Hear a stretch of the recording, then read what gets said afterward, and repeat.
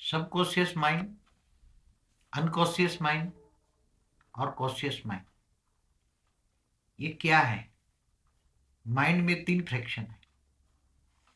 तो subconscious mind कब होता है? जब आधा बेहोश हो जाते हैं तब अनकॉन्शियस माइंड होता है, सबकॉन्शियस माइंड होता है।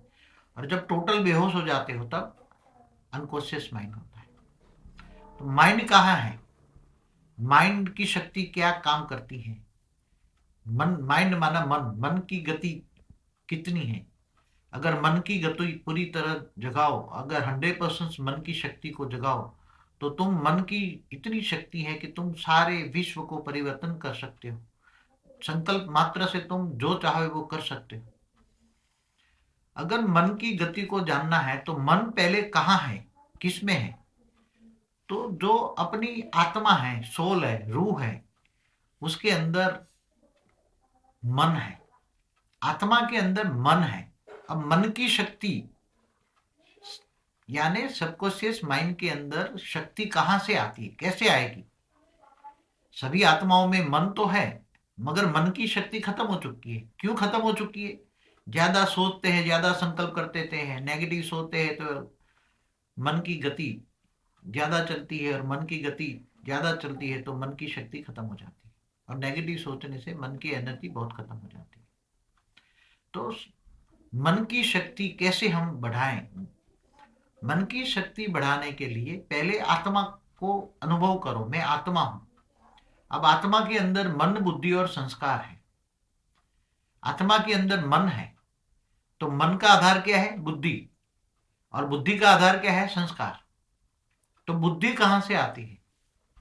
तो जैसा अन्न खाते हो वैसा मन बनता है। तो सतो प्रधान अन्न होगा, अच्छा अन्न खाओगे तो मन भी अच्छा होगा। और मन अच्छा माना पॉजिटिव होगा, पॉजिटिव थिंकिंग, लोगों के लिए अच्छे कर्म करना। अच्छे कर्म करोगे तो मन की शक्ति में, बुद्धि अच्छी होगी तो मन की शक्ति आएगी। और मन की शक्ति कैसे आएगी?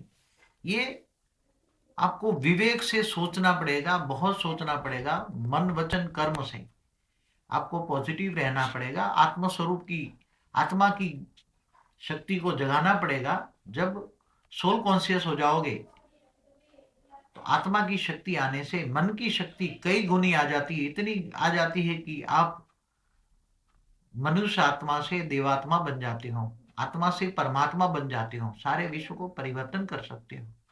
सभी का एक साथ में, एक संकल्प मात्र से सारे विश्व को परिवर्तन करके सबका कल्याण कर सकते हो। तो आत्मा की शक्ति और मन की शक्ति सबसे पहले तो निसंकल्प बनने से आती है। आत्म स्वरूप में, सोल कॉन्शियस, जब बॉडी कॉन्शियस में होते हो, देभान होता है, तब आत्मा की शक्ति खत्म हो जाती है। इसलिए बॉडी कॉन्शियस को खत्म करना पड़ता है। इसलिए काम, क्रोध, लोभ, मोह, अहंकार पर सब जीत पाना पड़ता है। संकल्पों पर भी रूलिंग एंड कंट्रोलिंग पावर जब आता है, ऑलवेज तुम जो सोचना चाहो वो सोचो, अच्छा सोचो। आत्मा को एकाग्र करो, आत्मा को एकदम निसंकल्प बना के, आत्म स्वरूप में आत्मा हूं, भ्रुगुटी के बीच में रहता हूं, आत्मा को, शक्ति को जागरूक करो। और बुद्धि से दिव्य लोक को सोचो। दिव्य लोक, दिव्य लोक में दिव्य स्वरूप है तुम्हारा, तो वहां से परम तत्व की मात्रा आएगी। और वहां से जब परम तत्व की मात्रा आएगी तो तत्व रिफाइन हो जाएगी, और आत्मा के अंदर इतने पावर आएगा, मन की पावर इतनी आएगी, तो सबकॉन्शियस माइंड और अनकॉन्शियस माइंड में इतनी शक्ति आएगी कि तुम जो सोचोगे वो हो जाएगा। मगर पावर कहाँ से आएगी? ये 150 अरब प्रकाश वर्ष में तो परम तत्वों की पावर नहीं है। इसलिए तुम्हें पावर, आत्मा के अंदर पावर लाने जाने के लिए बुद्धि से तुम्हें सोचना पड़ेगा कि मैं अलौकिक दुनिया में हूँ, अव्यक्त दुनिया में हूँ, परम तत्व की दुनिया में हूँ, और वहां दिव्य स्वरूप को सोचना है। दिव्य लोक, दिव्य स्वरूप, दिव्य बुद्धि को अनुभूति करो। मेरी बुद्धि दिव्य है, ये सोचो कि मैं दिव्य बुद्धि वाला दिव्य लोक में हूँ, दिव्य शरीर है। तो दिव्य शरीर, और जो सोचोगे वो पावर आएगा, और जब पावर जो सोचोगे वो बन जाओगे। तो दिव्य स्वरूप की अनुभूति होते ही आत्मा के अंदर इतनी पावर आएगी, और सबकॉन्शियस माइंड में इतनी पावर आएगी कि आप सोच भी नहीं पाओगे। कई अरब खरब गुना शक्ति जागृत हो जाएगी। मन के अंदर इतनी शक्ति आएगी, कई अरब खरब गुना शक्ति आएगी। और एक अति सूक्ष्म संकल्प मात्र से तुम जो चाहो वो कर सकते हो।